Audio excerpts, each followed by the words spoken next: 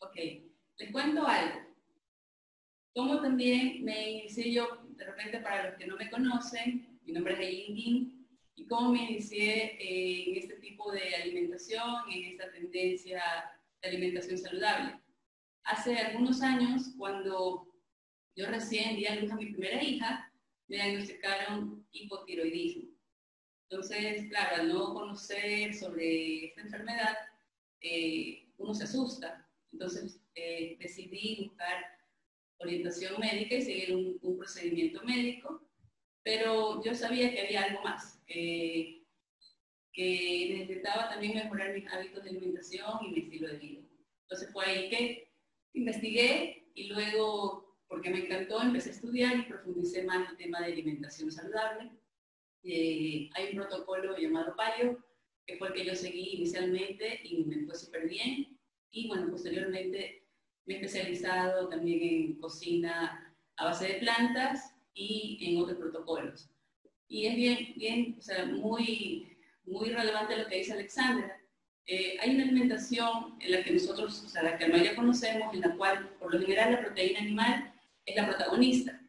Y darle sabor a la proteína animal, a un steak, a un filete, es más fácil, ¿verdad? O sea, ponemos algo de sal, una especie y ya está, queda rico, o sea, para las personas que consumen proteína animal.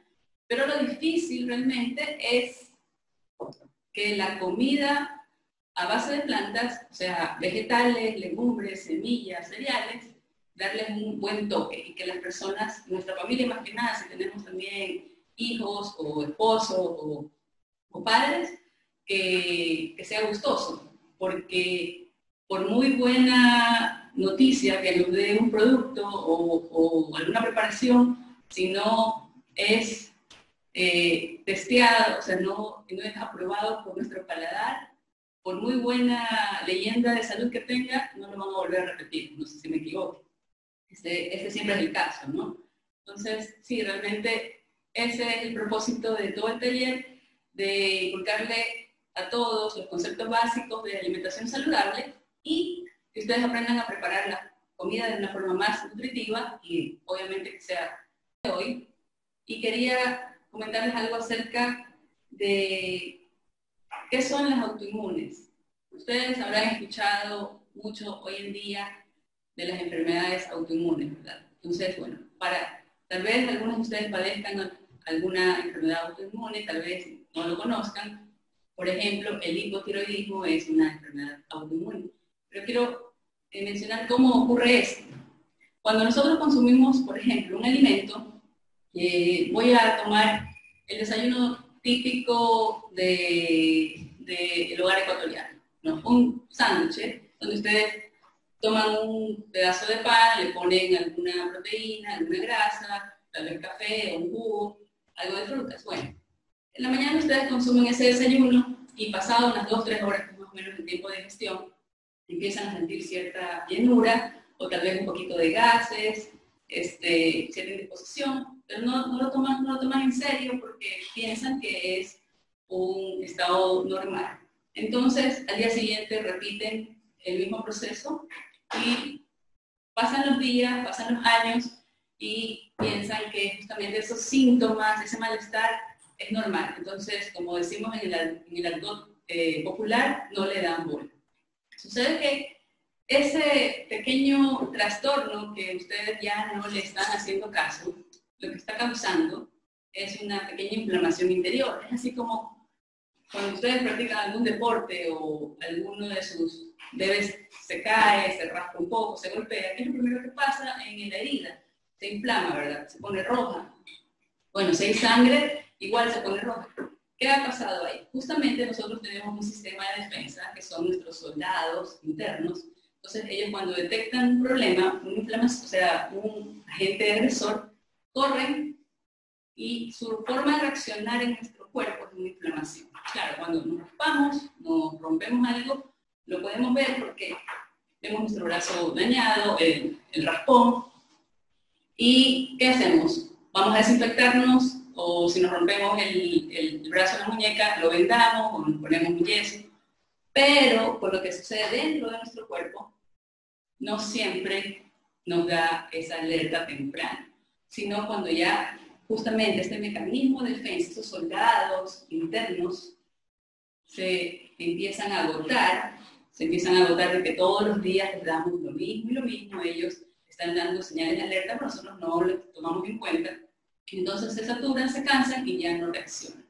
Cuando ya no reaccionan, esta inflamación se traslada justamente a un órgano, el que está más sentido, el que está más cerca, uno no se sabe realmente por qué, pero esta inflamación se aloja en un órgano y es ahí cuando se desarrollan justamente cierto tipo de enfermedades como intestino permeable, colitis, tiroidismo, ciertas alergias, etc. Porque ya mismo vamos a hablar justamente de alergias y de intolerancias.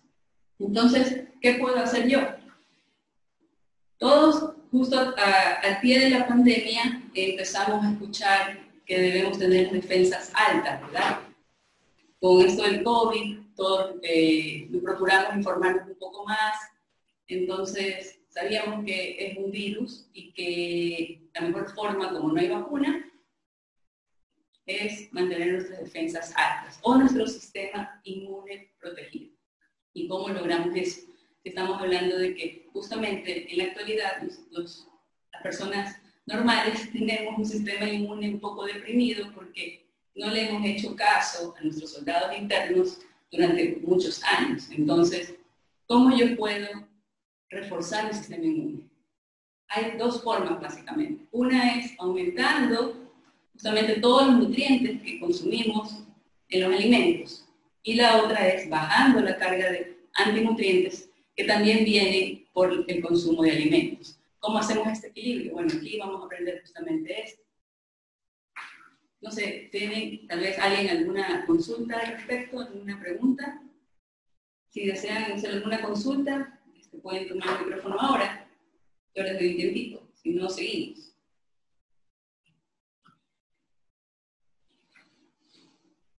No, nadie. Bueno. Entonces, estábamos hablando acerca del sistema inmune. Si ustedes saben, según todos los estudios actuales, la base de nuestro sistema inmune reside en más o menos un 80% justamente en nuestros intestinos, o sea, en nuestro sistema digestivo. Eso ya es bastante conocido si ustedes han investigado o han leído acerca de cómo fortalecer su sistema inmune. Entonces, ¿cómo podemos fortalecerlo? Como les dije, aumentando justamente la carga de nutrientes y disminuyendo los antinutrientes. Pero adicionalmente, nosotros necesitamos justamente ese microuniverso que tenemos en el intestino que se encarguen de separar eso, de separar los nutrientes para que nuestro cuerpo esté óptimo y de desplazar los antinutrientes. ¿Y cómo manejamos esa situación? Bueno, hay un aliado importantísimo en nuestra alimentación que se llama probióticos. Si lo han escuchado, ¿verdad? Probióticos. Ya, los probióticos no solo son químicos que se encuentran en píldoras o en polvos que venden en el comercio, o sea, probióticos sintéticos están muy bien, igual, son múltiples cepas bacterianas que van a dar a nuestros intestinos y nos van a dar justamente un mejor trabajo, ¿no? Pero lo que ustedes tal vez no sabían es que también tenemos probióticos naturales, aunque el taller no es básicamente acerca de probióticos, sí vamos a ver unos cuantos probióticos naturales, también conocidos en el argot popular como fermentos o fermentados. Algunos de ustedes ya han probado, por ejemplo, tenemos el yogur de leche o yogur de kefir, la kombucha, chucrut, kimchi, por ejemplo, ciertos vinos, quesos, son también alimentos fermentados. Pero ¿cómo nació esto de los alimentos fermentados? Hace más de 100 años, casi un poco más de 100 años, no existía la nevera. Si ustedes tal vez tienen algún recuerdo anterior, no sé, en la casa de sus abuelitas, tal vez ellas tenían una nevera muy, muy antigua de marca Frigidaire. Fue justamente este señor que trajo al comercio la primera nevera y con eso ya cambió la vida de todos. Y realmente creo yo que es el responsable de que nuestros intestinos ya no estén tan óptimos como en esos tiempos. ¿Qué pasó con...? Sí. ¿Por qué? Porque antiguamente toda civilización, toda cultura, todo país tenía sus propias formas de conservar. Por ejemplo, en Europa, luego de la cosecha, tenían excedentes de papa, de cereales, de vegetales, y si no tenían nevera, ¿cómo hacían para conservar esos alimentos durante todo el año y para tener disponibilidad? Entonces, ¿qué hacían? Lo fermentaban. Fue así que, por ejemplo, de la cebada nació la cerveza, de los vinos, vinos vinieron justamente de fermentar uvas, de fermentar coles, se produjeron los chucruts, y así. Cada cultura se inventó una forma de poder conservar sus alimentos. Lo que no sabían estas personas que hacían las fermentaciones es que, aparte de conservar los alimentos, estaban teniendo dos beneficios adicionales. Primero, que el proceso de fermentación ya predigiere el alimento, o sea que cuando yo lo consumo, mi estómago va a hacer menos esfuerzo por digerirlo. Y dos, que le da una carga extra de bacterias beneficiosas. Entonces, cuando ustedes escuchen la próxima vez probióticos, piensen en bacterias, pero bacterias beneficiosas. Entre más bacterias beneficiosas nosotros tengamos en nuestro organismo, y principalmente en los intestinos, mejor protección vamos a tener contra todos los agentes externos, entre virus, bacterias y todo lo demás. Voy a hacer una pregunta, aunque no lo mencioné, en el transcurso de cada uno de los talleres, para las personas que estén súper atentas, yo voy a hacer unas preguntas al final. Cuando alguno de los participantes responda bien, se va a llevar un super premio. Justamente van a ser productos súper saludables. Creo que tenemos un invitado más. Tenemos un invitado que está queriendo ingresar. Ok.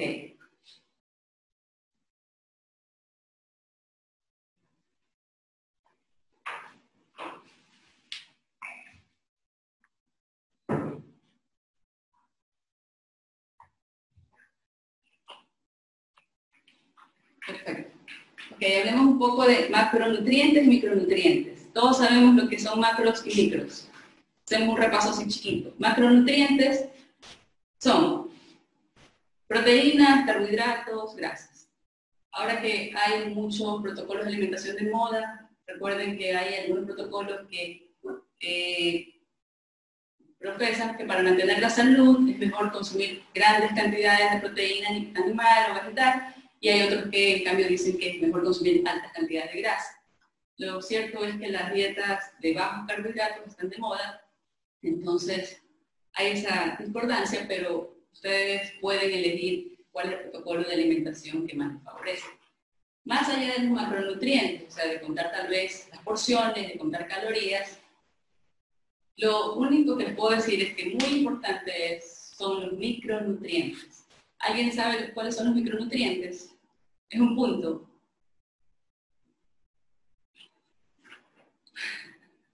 Perfecto, los micronutrientes. Nosotros tenemos vitaminas, minerales y fitonutrientes. Las vitaminas y los minerales los encontramos en el reino animal o en el reino vegetal, ¿ya? Pero los fitonutrientes solo en el reino vegetal. Y son justamente esa carga micro la que hace la diferencia, y es el todo para mí de la alimentación, porque yo puedo tener una dieta muy balanceada en macronutrientes, tener porciones no súper pesadas, súper medidas, pero si los micronutrientes que estoy comiendo en cada una de mis comidas no son suficientes, realmente no me va a funcionar mucho la alimentación. Entonces recuerden, ¿cuál era el secreto que les dije? ¿Alguien se acuerda del secreto? Eran dos cosas. Maximizar los nutrientes y minimizar los antinutrientes. Recuerden que es una pregunta clave. ¿Y qué son los antinutrientes? ¿Alguien sabe qué son los antinutrientes? No. Mira, aquí tengo una semilla de almendra. Acá tengo un garbanzo, que es una legumbre. Ustedes saben que eso me di cuenta justamente haciendo un ejercicio de ciencias con mi hija, con Samantha. Le mandaron a hacer un experimento de poner en un vasito con agua y un poquito de algodón, un papel, un garbanzo o un frijol durante unos días y ver qué pasaba. Bueno, después de unos días, el garbanzo y el frijol que le dejé en agua empezó a botar una raíz y una ramita. Entonces, ustedes imagínense este garbanzo o esta semilla de almendra, cuánta información tiene adentro para que solo activándolo con agua por unos días, de repente esta pepita dura, ¿no?, nos dé una planta que va a servir justamente para darnos más comida. ¿Ya? Ustedes han pensado que las plantas ni caminan, ni, bueno, hay algunas que son trepadoras, pero las plantas por lo general, los que conocemos el reino vegetal, no pueden expresarse, no pueden caminar ni hablar. Entonces, ¿cómo hacen cómo hacen estas plantas para defenderse de agentes agresores? ¿Ustedes han pensado eso? Tengo otro invitado. Justamente esta semilla que contiene vida, en la parte más exterior, tiene barreras protectoras, o sea, barreras protectoras contra roedores, contra agentes abrasivos, y son justamente esa barrera protectora que impide a veces que nosotros no solo absorbamos los nutrientes de esta semilla, sino el resto de comida que consumimos junto con esta semilla o con este garbanzo. Y esos son los llamados antinutrientes. Entonces vamos a ver cómo nosotros podemos minimizar justamente estos antinutrientes. ¿Por qué es tan importante minimizar los antinutrientes? Porque, como les dije, no solamente están impidiendo la absorción de los nutrientes de esta semilla, sino que no les permiten asimilar los nutrientes de toda la combinación de comida que ustedes tienen. Y esto es muy importante. Yo creo que es la parte más importante de lo que les voy a decir hoy. Y ténganlo en cuenta, porque a veces, por ejemplo, me ha tocado conversar con personas que me dicen, pero si yo me alimento sano, claro, todos pensamos que tenemos un estilo de alimentación saludable. Dice, me suplemento, como bien, como mi plato de vegetales, como buen tipo de proteínas, me suplemento con tales vitaminas, pero aún así no me siento bien y sigo un poco decaído, sigo un poco enfermo, no me logro recuperar. Bueno, a veces el problema puede ser porque no solamente nosotros consumimos una dieta balanceada y equilibrada, sino que el problema justamente reside en nuestro intestino, es que no estamos absorbiendo justamente todos esos nutrientes que necesitamos para estar bien. ¿Recuerdan una máxima que dice, somos lo que comemos, ¿verdad? ¿Quién está de acuerdo con eso? Levanten la mano, ¿está de acuerdo? Somos lo que comemos. No están de acuerdo. Está bien, no están de acuerdo porque no somos lo que comemos. Somos lo que logramos asimilar. Lo que logramos asimilar de lo que comemos. Nosotros podemos comer súper bien, pero si no conocemos cómo potenciar los nutrientes y quitar los antinutrientes, realmente solo estamos consumiendo para obtener energía, o sea, para llenar la barriguita y obtener la energía necesaria, pero a nivel de nutrientes, micronutrientes, no estamos haciendo nada bueno. Entonces, yo les quiero hablar también un poco acerca de algo que está de moda, que tal vez todos hemos escuchado hablar y que se llaman superalimentos, ¿verdad? ¿Qué es un superalimento? Alguien que me diga así brevemente qué es un superalimento. Bueno, ahí está la pollita, dice. Los superalimentos son alimentos justamente súper densos en nutrientes, o sea, que tienen una densidad nutricional súper alta. Un superalimento que está de moda, por ejemplo, es la quinoa, que es un alimento andino, las berries, o sea, blueberries, etcétera, el azaí, etcétera, ¿no? Entonces, nosotros podemos ver en el mercado que hay bastante oferta de superalimentos. Antes, tal vez estaban solo en ciertos tipos de tiendas especializadas, pero ahora en los supermercados en general encontramos cualquier superalimento. La parte interesante de esto es que cualquier alimento realmente que ustedes tengan en su nevera o en su cocina se puede convertir en un superalimento, solo conociendo tres cosas: cómo seleccionarlo, cómo limpiarlo y cómo almacenarlo. Por ejemplo, aquí, regreso a la pantalla para que me vean.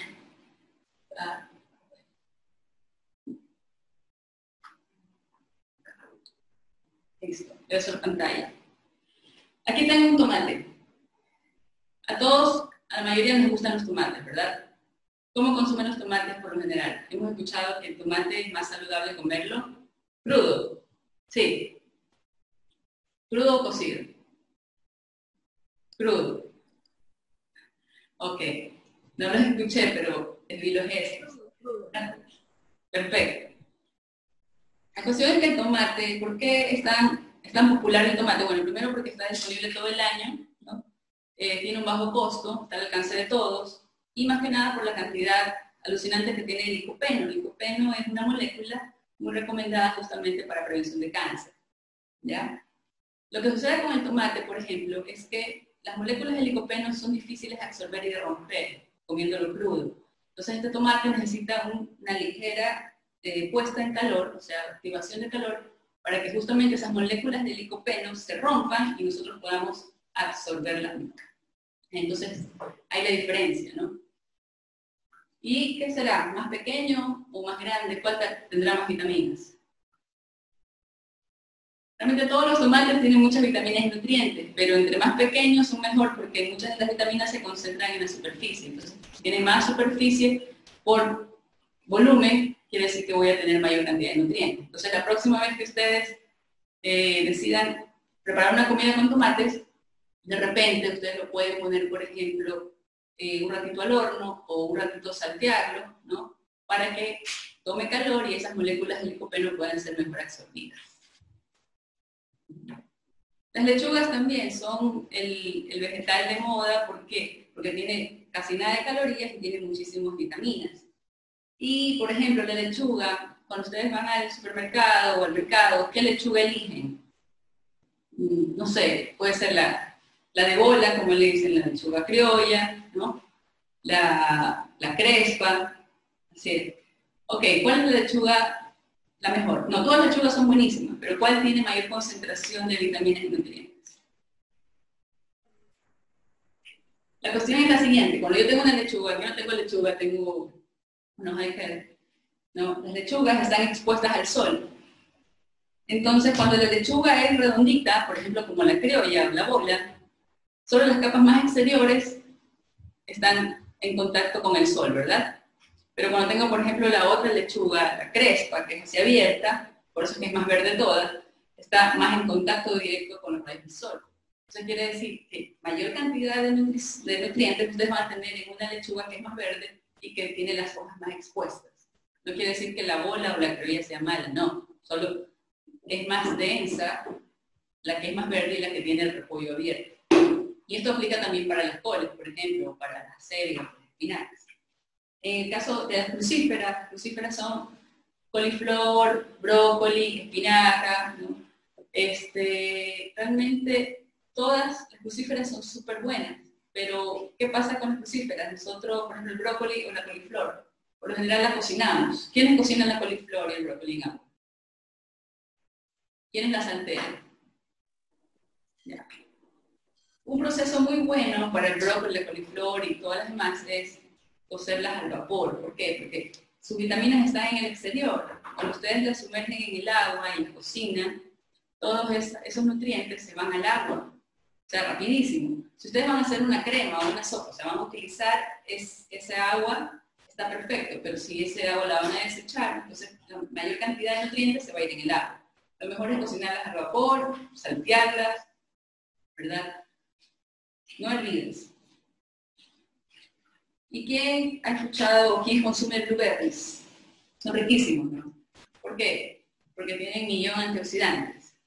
Pero hay un alimento local llamado camote que tiene 3 veces más antioxidantes que el blueberry. Entonces, cuando ustedes estén haciendo sus compras, recuerden que el camote morado puede dar igual o más cantidad de vitaminas y antioxidantes que los blueberries y por un precio mucho mejor.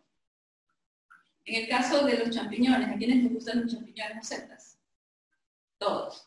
Bueno, esto es excelente para todos, especialmente para las mujeres, porque tiene muchísima vitamina D y provee muchísima protección para nuestro sistema inmune. Cuando ustedes vayan a preparar un champiñón, un portobelo o cualquier alimento del reino fungi, que no es un vegetal, sino es un hongo, primero lo tienen que limpiar, ¿verdad? ¿Cómo lo limpian? Lo lavan con agüita. ¿Ya? Los champiñones y setas, por lo general, no los mojen porque son justamente hongos que viven en un medio húmedo. Si ustedes los mojan, pierden un poco de propiedades y aparte se queda como embebido en esa agua que está. ¿Cómo limpio yo un champiñón? O un portobelo, o cualquiera de esos. Aquí tengo harina de arroz. Tal que lo voy a limpiar pero sin seco. Y con una servilleta le voy a retirar el exceso.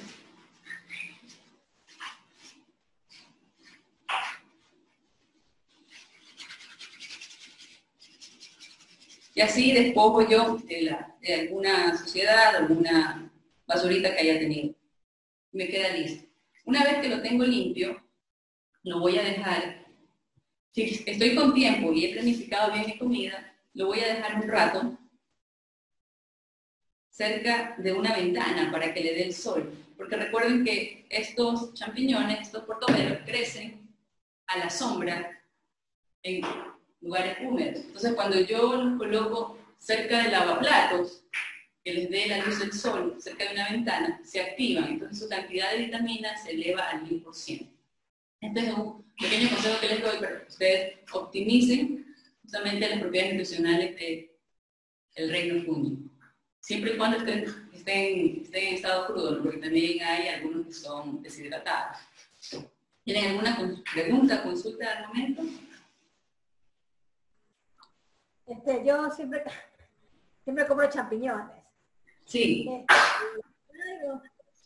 Y como sabemos cómo preparar, la señora ahí lo pone a refri y 3 días, 4 días están negros.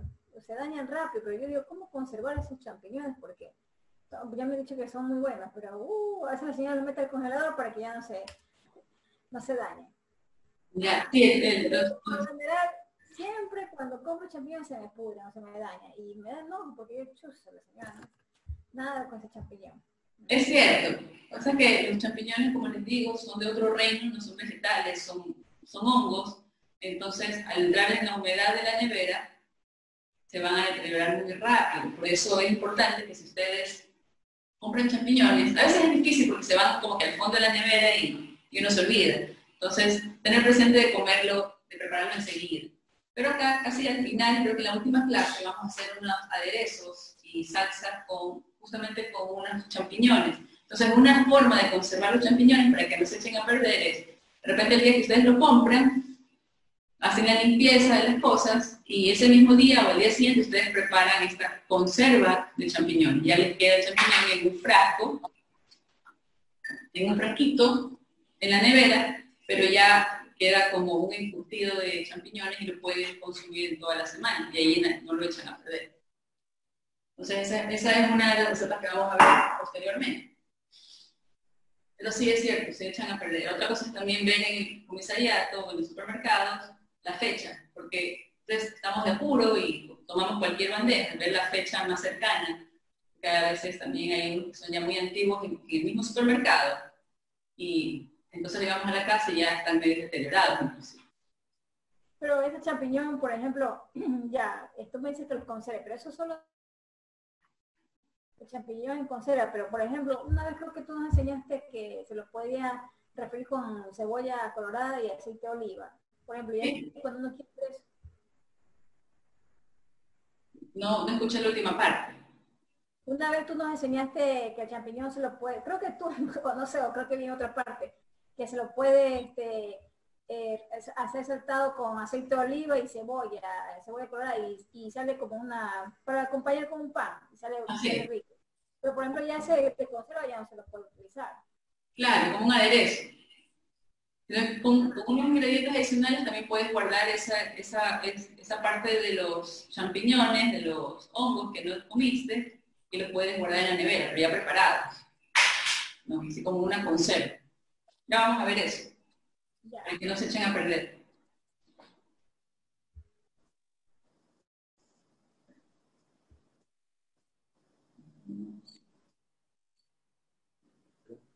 ¿Preguntas? ¿Alguien tiene alguna inquietud?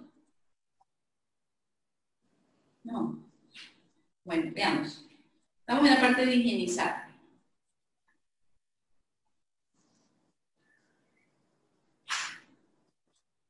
¿Sí? Ya. Cuando ustedes hacen sus compras, tal vez tienen la costumbre de higienizar todo o tal vez no. Todo depende bueno, de la costumbre y del tiempo también, ¿verdad? Porque a veces llegamos a la casa con las compras, bueno, y ahora con esta nueva normalidad, de ley toca desinfectar los empaques, ¿no? Antes de meterlos en la nevera o meterlos en la alacena.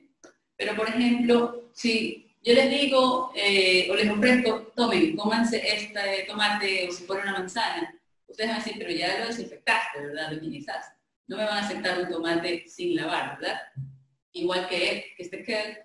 Pero si yo les doy unas almendras, a veces veo que las personas consumen almendras de platitos o de funditas directamente y no saben si han sido o no higienizadas. Es cuestión de costumbre. Entonces, así como nosotros higienizamos los vegetales, también debemos higienizar las legumbres, cereales y más que nada las semillas. ¿Por qué las semillas? O sea, yo hago hincapié en las semillas porque las legumbres como los frijoles, lentejas, garbanzos, por lo general los vamos a cocinar durante muchas horas para que ablanden, ¿verdad? Y los cereales también. Pero en caso de las semillas, almendras, nueces, pistachos, nos comemos directamente de la funda, pero no sabemos qué o quién o cómo habrán manipulado estos alimentos. La cuestión es que cuando estos alimentos, por lo general, no son frescos, son semillas secas, están en silos. Y a veces no es por cuestión de contaminación ni por malas prácticas, pero siempre hay hongos. Entonces, determinados hongos microscópicos invaden nuestras semillas y no los vemos, son hongos microscópicos. Pero estos hongos generan justamente una toxina llamada micotoxina, que a la larga puede presentar algunos problemas de salud. Entonces, vamos a higienizar tanto desde hoy todo lo que son cereales, semillas, legumbres y vegetales, y obviamente las frutas.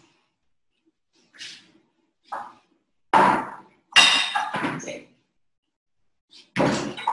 El mismo proceso. ¿Cómo higienizan ustedes los vegetales, frutas y demás? Solo con agüita. Yo A veces le pongo vinagre. Perfecto. El vinagre es una excelente opción. Yo tengo para higienizar todo, frutas, vegetales y todos los granos secos, una relación de 1 litro de agua, aprox, y una cucharada o 2 de vinagre, puede ser vinagre blanco, si ustedes tienen y no les duele poco, puede ser vinagre de manzana o también bicarbonato de sodio, cualquiera de las dos opciones.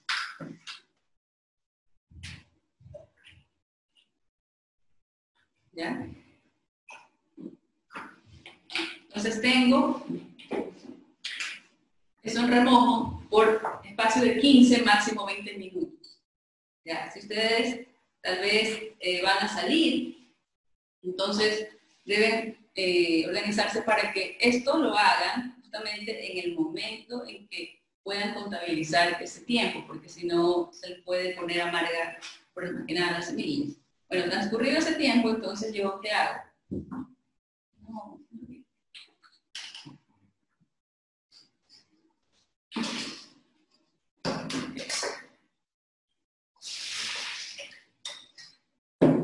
En el caso de vegetales, de hojas, o inclusive si quiero tener ya listo vegetales como la zanahoria, ¿no? O sea, en espirales y zucchini, pepinos, también lo puedo hacer. Lo único que debemos guardarlo bien para que no se oxide y no se dañe. Entonces, bueno, aquí tengo esta servidera centrifugadora, que lo que hace es que me seca mejor las hojas. ¿Ya? Pero si no la tuvieran, entonces ustedes individualmente, con la cernidera que ya tenían y con hojitas de servilleta, van secando. Esto es algo que es súper útil, pero solo si Entonces el segundo paso es, no voy a consumir todo lo que limpié, ya, inmediatamente lo voy a... Sí, alguien se... Lo puedo guardar en una funda o en un envase de vidrio o de plástico, dependiendo de lo que ustedes tengan en la nevera. Y así lo pueden utilizar en el transcurso de la semana. Esto es una pequeña parte, ¿no? Y así ustedes van a tener los vegetales disponibles, más que nada las hojas. Esto aplica para espinacas, acelgas, lechugas y todo lo que es verde, inclusive culantro, perejil. Solo deben asegurarse de que esté seco y poner un pedazo de toalla de papel o servilleta para que absorba la humedad restante. Voy a sacar un poco el aire. Y así a la nevera. ¿Quiénes hacen este método así para tener siempre las hojas limpias y poderlas consumir? Yo al perejil y a la hierbita, así como la hago combinar, la dejo y la seco, todo. Y sí dura una semana. Sí, dura una semana, así es. Solo tiene que estar bien seco nada más. Y se ayudan con una servilleta. O si tienen mucha cantidad, por ejemplo, de acelga o de otros vegetales, lo pueden guardar en un tupper así grande, poniéndole justamente un papel toalla en la nevera. Dura una semana, ¿sí? Está un poquito más. Listo. Entonces continuamos con... Pasaron 15 minutos y tengo mis semillas, ¿no? Ya están higienizadas. Ok, vamos a limpiarlas. ¿Ustedes sí limpiaban sus semillas antes de consumirlas? No. No. Les recomiendo que lo hagan siempre. Ok, gracias por eso. Bueno, una vez... Aileen, una pregunta. Sí. ¿Qué tal? Esta forma de higienizar con, ¿cómo se llama? Con vinagre. Ahorita que estamos en plena pandemia y que todo tenemos que limpiarlo para antes de meterlo en la casa. Y yo al menos estaba haciendo todo así como que con alcohol. 1 litro de alcohol perdón, 1 litro de agua con un poco de cloro. Entonces, ¿qué tan beneficioso es ese cloro para limpiar las hojas o las legumbres en general? Porque a la larga, por más que lo cocinemos, no, o sea, entra a nuestro organismo. No sé qué tan beneficioso sea versus el usarlo con vinagre. Vinagre, ya. Listo. Claro, yo no soy muy adepta a usar cloro para desinfectar, porque igual es una sustancia química que, como les comenté creo al inicio, nosotros necesitamos cierto tipo de bacterias beneficiosas. Entonces, en mi opinión, el cloro mata todo tipo de bacterias. Las beneficiosas, o sea, y también las que nosotros procuramos eliminar. Entonces, creo que una mejor opción es usar vinagre y bicarbonato. Pero si aún tienen la desconfianza porque han estado usando cloro, entonces usen las cosas, bicarbonato y vinagre. Y el cloro no, porque Okay. tiene un contenido muy tóxico. Si ustedes no aclaran bien lo que están limpiando con cloro, puede que ese cloro lo estén también ingiriendo y puede causar una pequeña intoxicación. A la larga, o sea, hoy no la sienten, pero a la larga tal vez sí. No sé Ok, si... gracias. Sí, ok. Gracias por la pregunta. Ok, ¿alguien más tiene alguna consulta? No. Bueno, tengo mis semillas higienizadas. Entonces ustedes me van a preguntar, sí, pero no me las voy a comer mojadas, ¿verdad? Depende de lo que vayan a hacer. Por ejemplo, en protocolos, personas que siguen no tan solamente dietas vegetarianas o veganas, sino que tienen intolerancia o alergia a la lactosa, entonces consumen leche de semillas, como de almendra, de nueces.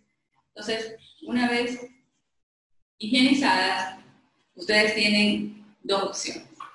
Para que las semillas no estén mojadas, las pueden introducir en una bandeja al horno. O sea, el horno bien caliente, 250, 300 grados, 10 minutos. ¿No? Le dan una vueltita y ya tienen las semillas secas.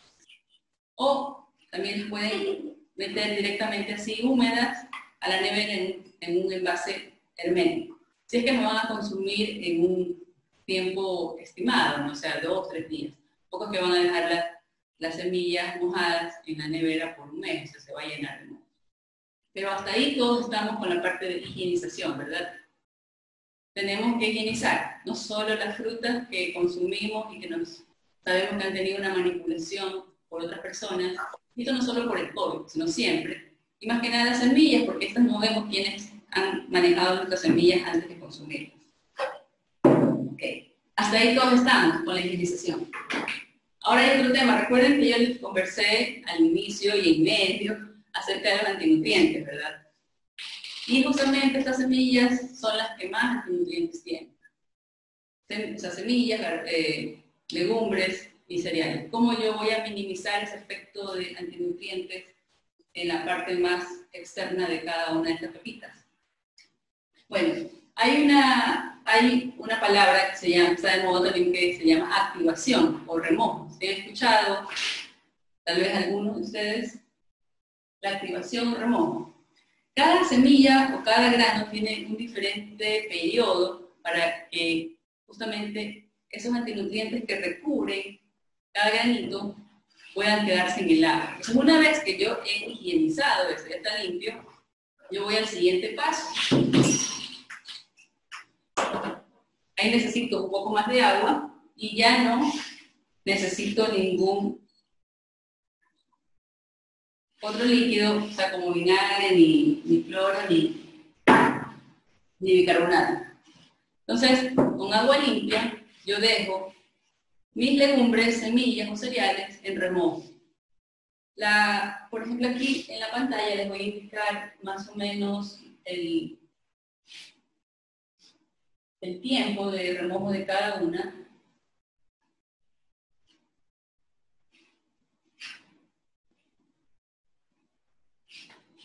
Aquí está.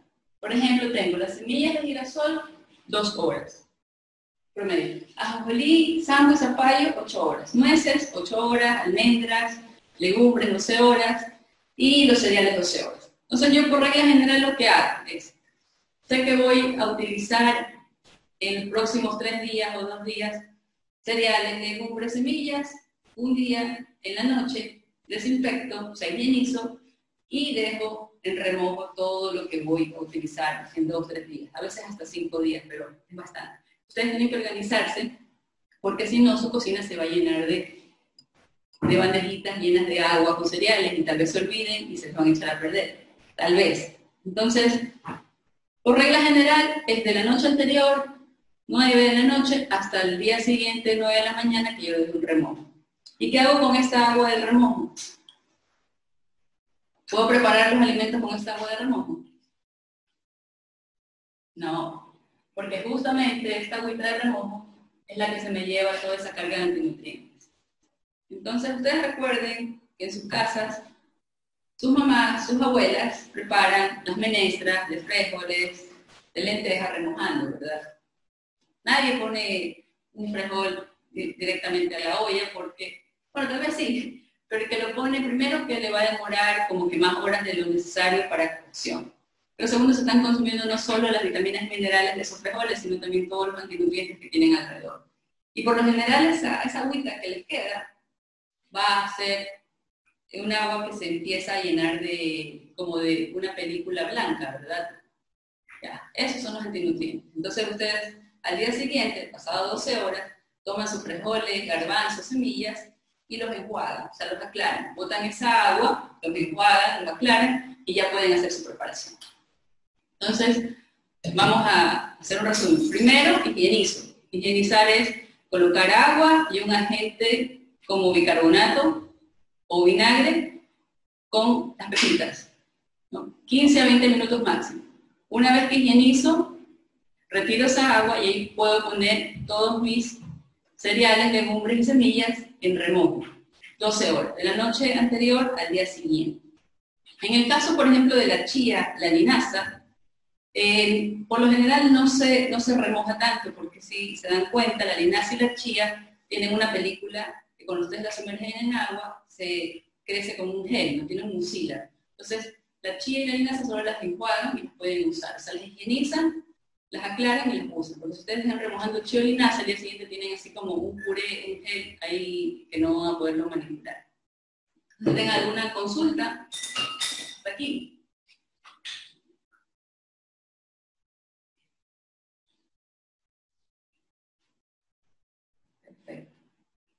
Bueno, escuché al inicio, en algunas de las presentaciones que ustedes mismas compartieron con nosotros, que algunas tienen alguna intolerancia o alergia, ¿verdad? Escuché eso. Ya, aquí vamos a separar lo que es una intolerancia o una alergia. Por ejemplo, una intolerancia, una persona intolerante a algún tipo de alimento le causa una reacción, pero esa reacción es a nivel, más que nada digestivo, o sea, como algo que no me fue bien y enseguida voy a tener gases, se me va a hinchar la barriga, tal vez algo de urticaria, ¿ya? No siempre llega a ser muy grave una intolerancia. A diferencia de una alergia, la alergia tiene que ver con el sistema inmune. Es una afección del sistema inmune. Y, por ejemplo, una de las alergias, ¿no?, más comunes en estos tiempos son, o intolerancias, es a los derivados de los lácteos y del gluten. Y el gluten, por lo general, tiene todavía un nivel más, que es la celiaquía o el ser celíaco. Ese es un nivel ya sumamente más alto a nivel de alergia. Entonces, hacemos esta separación. Algunas personas son intolerantes, otras son alérgicas, y en el caso del gluten, son celíacos. Entonces, justamente, este taller trata de ver las formas más saludables para que todos puedan alimentarse utilizando y conociendo los reemplazos que hay. Más que nada, estos alergenos más comunes, que son los lácteos, el gluten y también algunos otros alimentos que no nos aportan muchos nutrientes, sino que nos dan calorías vacías, por ejemplo, como el azúcar o aceites refinados, ¿no? ¿Alguna pregunta tienen hasta acá?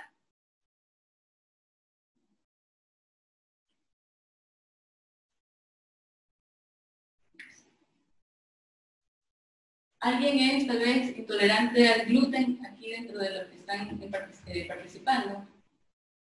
No, nadie es intolerante al gluten.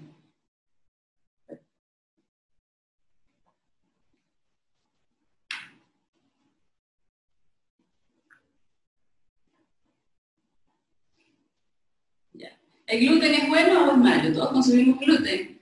No todos consumen gluten. ¿Quiénes sí consumen gluten? Todos consumen gluten. Sí. Ya. La cuestión es aquí, les doy esta breve reseña del gluten. El gluten es una proteína, es la proteína del trigo, básicamente. Bueno, de tres cereales, que son trigo, cebada y centeno. Algunas personas, por ejemplo, dicen que la avena tiene gluten, entonces la avena realmente no tiene gluten. La avena tiene una proteína que se llama avenina, que tiene una reacción similar al gluten.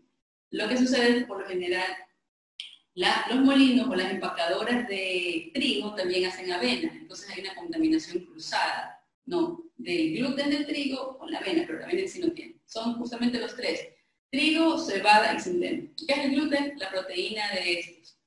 Pero ¿qué pasa con el gluten? Cuando yo consumo un alimento con gluten, depende del tipo de reacción que mi organismo tenga, voy a sentir o no algún tipo de estrago. Porque ¿se acuerdan que al inicio les dije de estos soldaditos que causan inflamación? Bueno, algunas personas lo sienten más inflamación, otras personas ya no sienten.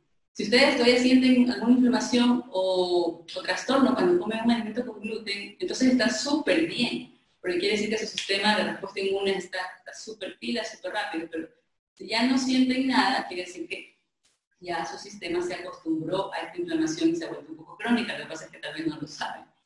¿Ya? Lo malo del gluten es que cuando es digerido por el estómago y llega al intestino, en el intestino, empieza a permeabilizarse. Es decir, las paredes del intestino están cerraditas, ¿no?, permitiendo que los nutrientes salgan e impidiendo que entren ciertas toxinas.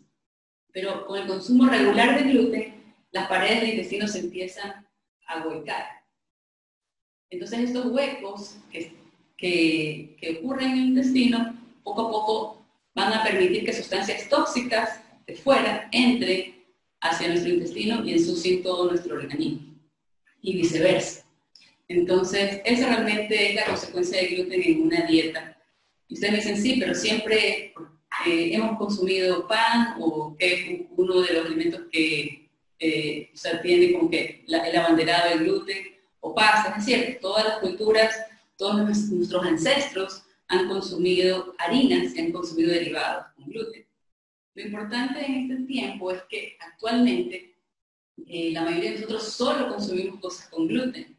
Y por lo general las cosas que tienen trigo no solo tienen trigo, sino que tienen como 10 ingredientes más que nadie puede ni pronunciarlos y tampoco ni sabemos qué son. Por ejemplo, en una funda de pan de molde, ustedes ven los ingredientes, ¿no? Dice trigo, agua, no sé qué, y unos 5 o 10 nombres más de unas cosas así de 20 sílabas.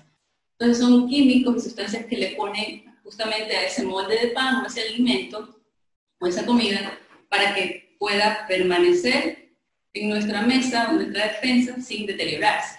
Si yo dejo este tomate con una cebolla aquí en la mesa y me voy, no sé, me desaparezco 3 días de la mesa, lo más probable es que cuando regrese el tomate esté negro, lleno de algunos insectos naturales del estado de fermentación del tomate, y la cebolla también, ¿verdad? Porque son comidas. Pero ustedes dejen una galleta, a pesar de que pueden venir ciertas hormigas, ustedes se van, regresan de viaje, después de un mes y la galleta, si es que no se la han comido las hormigas, la galleta sigue ahí, ¿verdad? Entonces imagínense, eso no es comida. Pero estamos acostumbrados, porque por ejemplo en un día normal, en la mañana consumimos panes o algún tipo de cosas con gluten o derivados del trigo, centeno y cebada. Tal vez si estamos fuera de casa y nos tomó ya tarde, en la hora de lunch, y no tuvimos tiempo de organizar la comida, entonces almorzamos también un sándwich, o una pizza, o una hamburguesa. Y en la noche, cuando llegamos a la casa, también estamos a veces un poco fatigados, rápidos, entonces optamos por nuevamente un sándwich. Entonces hemos completado las 3 comidas con derivado de trigo. Entonces esa es la parte fea, ¿no?, de la alimentación moderna. No es el trigo o el gluten per se, sino que estamos abusando de ese consumo y no nos estamos dando cuenta de los síntomas que presentamos. Porque realmente cuando nos enfermamos, no es que nos enfermamos de un día para el otro, es un proceso. Cuando sentimos ya los síntomas es porque el proceso ya está ahí, o sea, pero ha pasado mucho tiempo. Así también para curarnos o para optar buenos hábitos, nosotros también vamos a tener que pasar por un tiempo, un proceso para ver resultados. Entonces, ¿tienen alguna duda hasta acá? Bueno, entonces, ¿qué puedo hacer para consumir menos gluten? La idea es que ustedes van a aprender, más que nada, creo que una de las comidas que por lo general más gluten lleva es el desayuno, ¿verdad? Ustedes van a aprender a hacer muchas opciones y combinaciones para que tengan a la mano su propio pan de casa. O sea, no el pan, pero por lo menos algunas variaciones para que puedan ustedes comer y también darle a sus hijos. ¿Y cuáles serían esos reemplazos si no consumo harina o no puedo comprar pan? No estoy diciendo que cambien de la noche a la mañana y que ya no vuelvan a comer, porque eso sería, o sea, creo que no me lo creerían y ustedes tampoco lo harían. Es un proceso, como les dije, de paso a paso, de poco a poco. Por ejemplo, tengo entre los reemplazos, tengo harina de quinoa, que es el cereal andino por excelencia. No estoy promocionando la marca, solo estoy enseñando. Tengo también harina de coco. Estas 2 harinas, aparte de, bueno, la quinoa es un pseudo cereal y el coco, que ya lo conocen, tienen también esta cantidad de grasas saludables y esta tiene una porción extra de proteína. Tenemos también harina de arroz, por ejemplo, pero de ahí ustedes cuando vayan al supermercado van a ver que tienen muchas opciones. Justamente en la sección donde están las harinas, al ladito están todas las opciones sin gluten. Tienen harina de yuca, harina de plátano y ustedes pueden, si tienen a su alcance, también harina de almendras, harina de trigo, o sea, de trigo sarraceno. Pero si no tuvieran en ese momento la harina, y tienen en cambio las semillas, ustedes pueden hacer sus propias harinas. Una vez que tienen las semillas higienizadas y secas, pueden poner en la licuadora y las pulverizan y así pueden tener sus propias harinas en casa. O hacer un mix. ¿Quiénes se han consumido panqueques o waffles con las harinas que no sean de trigo? Sí. ¿Verdad que quedan igualitos? Sí. Bueno. Y ahora hablemos de los lácteos. Elizabeth, lo que me dijiste que eres intolerante a los lácteos, ¿verdad? Sí. Bueno. O sea, a más alimentos, pero los lácteos me hacen súper mal. Ya. Sí. Bueno, los lácteos, hay criterios encontrados. Yo, cuando, por ejemplo, escucho las clases ahora online que tiene mi hija en las mañanas, y tiene una materia que es de alimentación saludable, mi hija de 7 años. Entonces, escucho que la profesora y el profesor le dicen, claro, sí, alimentos buenos, sí, la leche, el queso. Entonces, y ella, como ha crecido en este ambiente, le dice, no, eso es comida chatarra, eso yo no tomo. Entonces, claro, hay una controversia porque los otros amigos dicen, no, pero yo sí tomo leche todos los días. Bueno, eso es cultural, ¿no? El tomar leche, hay culturas que no toman leche de mamíferos, otras culturas que sí hemos crecido tomando leche de mamíferos. La cuestión es que aquí los lácteos de antes, creo que bueno, yo empecé a tomar otro tipo de lácteos, no son iguales a los lácteos que hay ahora. En una funda o tarro de Tetra Pak, no van a encontrar nada bueno, no van a encontrar nada bueno. Al igual que el pan, ustedes lo que se van a encontrar es un poco contenido de leche y muchos químicos añadidos como para que ese frasco dure como 2 años. O sea, eso ya no es leche. Entonces, sí hay reemplazos para los lácteos, ¿no? Sí, como les dije, cada persona tiene su sistema inmune diferente, entonces hay personas que no son intolerantes a los lácteos, hay otras que son más intolerantes, hay personas que son alérgicas, pero la idea sí es ir consumiendo alimentos en reemplazo, porque a la larga, si hoy no tienen este tipo de síntomas, de repente mañana sí pueden desencadenar algo. Queda a criterio de ustedes, pero yo les voy a enseñar cómo reemplazar los lácteos. A nivel de, por ejemplo, grasas, o sea, aceites, ¿ya? Ustedes conocen el aceite de oliva, ¿verdad? El aceite de coco, ¿sí? Y hay muchos aceites más, pero cada aceite tiene sus diferentes formas de uso. Por ejemplo, ¿quiénes cocinan o saltean o fríen con aceite de oliva? ¿Aceite de coco? ¿Con ghee? ¿Aceite de ajonjolí? Ya. Yo les comento, yo tengo, o sea, 3 aceites que yo considero que son así los tops, que sirven para todo. Son el aceite de coco, ¿no? Ese ghee, exacto. El ghee y el aceite extra virgen de aguacate. ¿Por qué son los tops?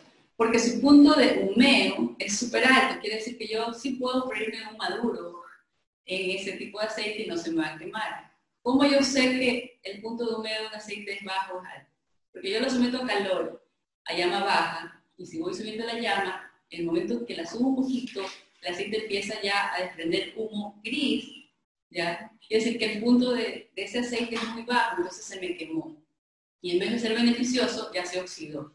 Por eso es que por lo general el aceite de oliva, que tiene un punto de humeo bajo, es bueno para aderezar, pero no es bueno para freír. Yo sí lo uso para saltear, pero midiendo la temperatura, o sea, controlando mucho la temperatura, porque el momento en que el sartén o la olla ya desprende humo gris, ya ese aceite se dañó. Entonces, oliva y ajonjolí, por ejemplo, este es ajonjolí, más para aderezar. Por ejemplo, oliva y ajonjolí para hacer aderezo, o cuando ya la sopa o la comida, el arroz esté listo, ustedes lo pueden aderezar. Este es el ghee que tenía también Yomaira, que es el ghee. El ghee es una mantequilla clarificada, proveniente obviamente de una mantequilla de vaca, o también puede ser de cabra. Lo que sucede es que con el proceso de clarificación, la mayor cantidad de lactosa queda anulada.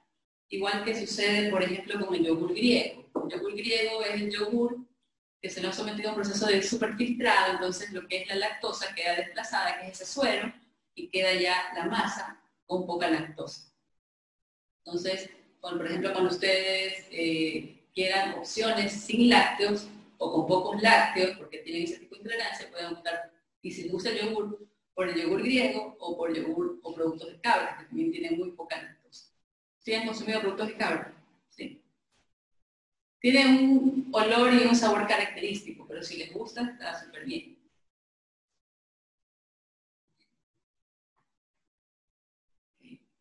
¿Tienen alguna consulta acá?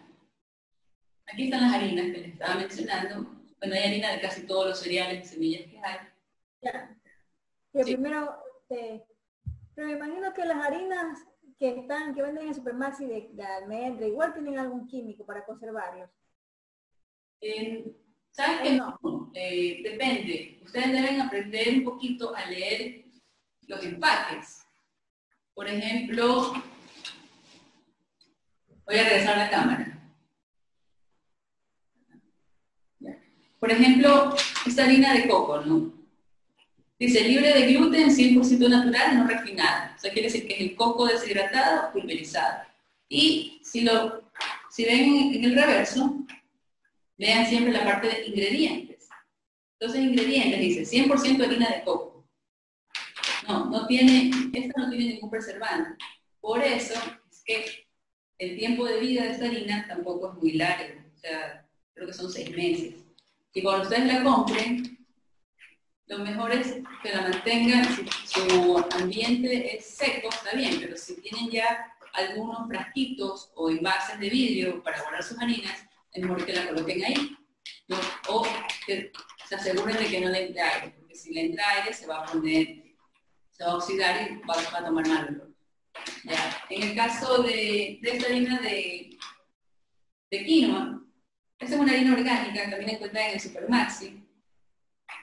O sea, el hecho de que ustedes elijan o no productos orgánicos depende, primero, de su preferencia y segundo, también del factor económico. Siempre los alimentos orgánicos son un poquito más costosos. A ver, yo uso lentes, no tengo los cables porque si no, no salía bien en la cámara. Aquí está. O sea, no, ya me retaron porque hago esto y me acerco, pero entonces ya no lo voy a hacer. Ya revisa ingredientes, quinoa orgánica, no tiene ningún otro ingrediente. Sí, lo que sí, Alexandra, lo que sí puede tener cierto tipo de conservantes son las preparaciones para tortas, para muffins, para pancakes que ya vienen hechas, porque esa es una mezcla, ¿no? Algunas marcas, por ejemplo, que ya tienen la mezcla de un endulzante, del estabilizante, del leudante, que puede ser un polvo, y más la harina. Entonces ustedes, no les digo que se vuelvan fanáticas de leer etiquetas, porque ahora que de paso no nos dejan mucho tiempo y hay que ser más ágil en el supermercado, pero si tienen alguna duda, sí, vayan a la parte de ingredientes y vean los ingredientes. Entre más ingredientes encuentren, más rápido van a hacer ese producto. Por cierto, para los que no han comprado todavía los ingredientes para las otras clases, este día viernes vamos a estar con el grupo del sábado en el supermercado. Aún no está decidido si es el supermercado, el Supermaxi de Batán o el de Village, pero vamos a estar ahí a las 10 de la mañana. Entonces, si tal vez alguien más quiere unir, igual les voy a pasar el comunicado vía WhatsApp, ¿no? Para encontrarnos ahí. O sea, si desean hacer el club de compras ese rato, para que sea más fácil también la compra y yo poderles indicar, aunque en el de Vilas no me ubico muy bien, pero es más espacioso, creo que va a ser ahí. Sí, entonces eso, vean siempre las etiquetas, pero por lo general estas harinas, que yo les llamo harinas nobles, sí son de un solo ingrediente. Por eso hay que conservarlas y hay que consumirlas rápido. Listo, ¿alguna otra duda que tengan? Pregunta. De los aceites, por ejemplo el de coco, yo compré la otra vez de coco, pero cuando tú fríes, sí se siente el sabor. Por lo general, ¿tú por qué no utilizas el aceite de coco? Porque no creo que siempre para freír una carne no te sale a coco, o sea, te sale, Por eso te digo, y de aguacate también, parece que es amargo. ¿Cómo, en qué momento debo utilizar cada aceite? Porque eso también. Claro, mira, es cuestión de gusto, ¿no? Sí, yo aquí freiría todo con aceite de coco, pero por ejemplo, no todos van a comer lo que yo freía con aceite de coco porque tiene un sabor penetrante. Igual el de aguacate, ¿ya? Lo que yo hago es ciertas comidas, por ejemplo, un apanado, ¿no? No lo hago frito, sino lo hago horneado. Entonces ciertas cosas ustedes lo pueden hacer horneado en vez de frito y les queda igual.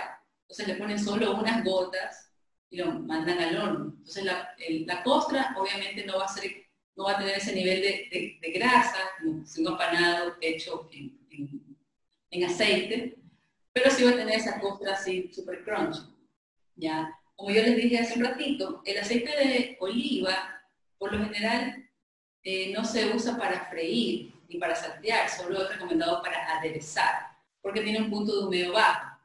Pero yo sí lo uso para saltear y, por ejemplo, para el omelette, para ciertas cosas sí lo uso, cuido nada más el punto de humeo, o sea, que la llama esté bien baja. Es más, en Europa sí lo usan para todo. Ustedes ven, tal vez, no sé, han visto algunos de estos chefs famosos, ingleses o españoles, y el aceite de oliva lo usan para todo. O sea, quieren mandar un pescado o algo y lleno de aceite de oliva. Entonces sí, solo hay que cuidar el punto de humedad. Igual aquí vamos a aprender eso, ¿no? No les estoy recomendando que vayan a freír un pescado en aceite de oliva, pero sí vamos a aprender a saltear y a usarlo, porque el aceite de oliva es el que tiene sabor más neutro, ¿sí? Esa creo que era tu consulta. Vamos a aprender a usar ese aceite. ¿Alguien más tiene alguna duda? ¿Alguna consulta? Hola, Eileen, yo tengo una pregunta. Sí. Por ejemplo, la air fryer, Sí. ¿la consideras sana o consideras que igual estaría mal cocinar algo ahí? Es una herramienta moderna, ya que si bien te elimina la grasa adicional que le puedes echar, es como un horno, realmente funciona como un horno con ventilador. O sea, un horno súper condensado con un súper ventilador. Entonces, si me dices, me quiero comer el elemento más común, o sea, cuando uno piensa en ese artefacto, piensa en papa frita, ¿verdad? Y que no quedan igualitas, pero parecidas. Entonces, a comerte unas papas o cualquier cosa frito en un aceite vegetal refinado, a llevarlo a esta freidora de aire, sí, es mucho mejor. No tiene ninguna, o sea, no le veo ningún punto en desventaja. Lo único que te consume bastante corriente, de ahí nada más. ¿Ustedes qué han hecho con el air fryer? Gracias. De nada. ¿Alguien más alguna otra consulta, pregunta? Yo no las veo a todas, no me salieron todas. Todas las personas que estamos ahora somos femeninas, ¿verdad? Somos del género femenino. Sí. Bien. Entonces, como les dije, este viernes, si quieran unir, bienvenidas. Y de repente, si tienen algún conflicto con el horario, ahí me lo dicen. Podría tal vez organizar otra salida, pero preferible que seamos todas el día viernes, o sea que así aprendemos todas unas de otras. No sé si alguien más tiene alguna otra consulta. No. Ya, porque yo les voy a enviar la próxima semana ya el recetario. Como les dije en un correo, no es necesario que compren todos los materiales de una sola vez, pero sí es preferible que los tengan porque son como que los comunes que vamos a usar en casi todas las preparaciones. La próxima semana vamos a ver desayunos y snacks, entonces más que nada lo que vamos a utilizar son semillas, o sea, frutos secos y avenas. Yo les digo, les voy a mandar el recetario para que ustedes, si aún no han hecho compras de ingredientes, puedan ver más o menos qué es lo que necesitan. Y aparte en la lista de ingredientes, más abajo tienen ingredientes frescos, eso sí ustedes deben de tener. Son pocos, ¿no? Ingredientes frescos, eso sí por clase, o sea, por clase deben tener ese tipo de ingredientes. Entonces, bueno, si no hay ninguna otra consulta, entonces nos estamos viendo de aquí en 7 días. Tal vez alguien no puede conectarse el próximo miércoles. Yo tengo la segunda clase en el grupo de los sábados, me puede decir, y yo le puedo dar el enlace para que se junte con nosotros el día sábado, si no lo puedo hacer el miércoles. Y bueno, también la clase queda grabada para que ustedes la revisen y puedan practicar. Porque el objetivo es ese, ¿no? Que todos practiquemos y aprendamos y comamos más rico y súper saludable. Entonces, bueno, por mi parte, muy agradecida de todos ustedes que han participado. Yo sé que es un poquito duro estar después de nuestra jornada de múltiples cosas que tenemos que hacer en el día, estar más de una hora atenta a una pantalla, pero les felicito porque están dando un paso súper importante para la salud de su familia. Entonces, muchas gracias a todos. Nos vemos en 7 días. Muchas gracias. Chao. Gracias. A ustedes. Chao. El miércoles la otra clase, ¿verdad? El miércoles, así es. Miércoles. Próximo miércoles.